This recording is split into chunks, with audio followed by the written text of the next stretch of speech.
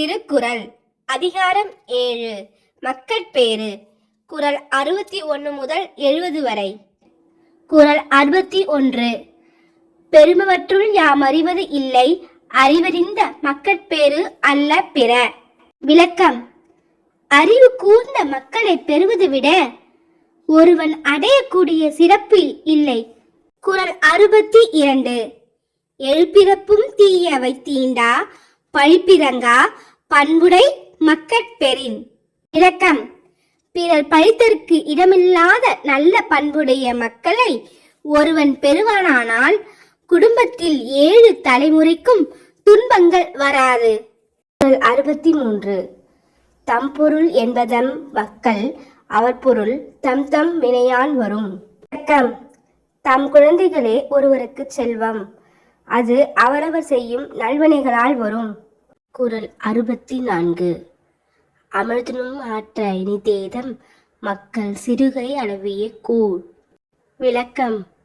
தம் குழந்தைகளின் கையால் அலையப்பட்ட உணவு பெற்றோருக்கு அமிர்தத்தை விட இனிமையுடையதாகும்.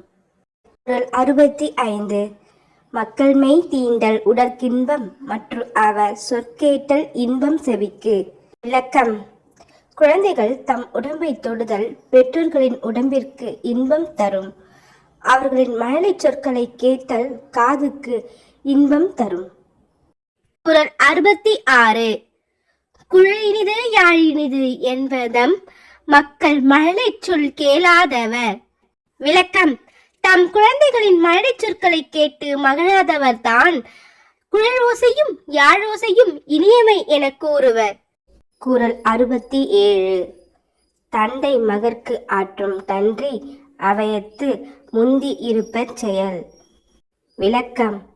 தன் மகனை கற்றவர் சபையில் முதன்மை அடையுமாறு செய்தாலே தந்தை அவனுக்கு செய்யும் நன்மையாகும். குறள் 68. தம்மின் தம் மக்கள் அறிவுடைமை மாநிலத்து மண்ணுயிர்க்கெல்லாம் இனிது. விளக்கம். தம் மக்கள் தம்மை விட கல்வி அறிவுடையவராக இருப்பது எல்லோருக்கும் மகிழ்ச்சியை கொடுக்கும். பேரு. குறள் 69.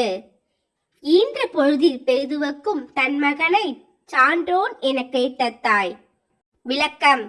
தன் மகனை அறிவு ஒழுக்கங்களில் சிறந்தவன் என்று பிறர் சொல்லை கேட்ட தாய் அவனை பெற்ற பொழுது அடைந்ததை விட மிக்க மகிழ்ச்சி அடைவாள். குறள் 70.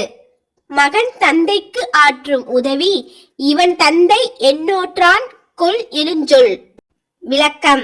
இவனுடைய தந்தை இவனை பெறுவதற்கு என்ன தவம் செய்தானோ என்று சொல்லும்படி நடந்தாலே தன்னை அறிவுடையவன் ஆக்கிய தந்தைக்கு மகன் செய்யும் பதில் உதவி.